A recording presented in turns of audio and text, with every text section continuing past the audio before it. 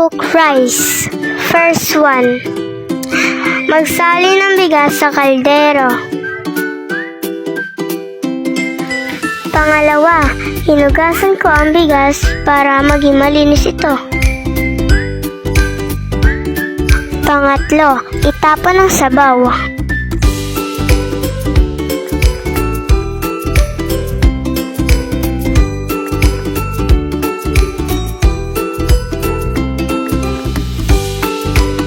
Pang-apat, lagyan ng sabaw na malinis.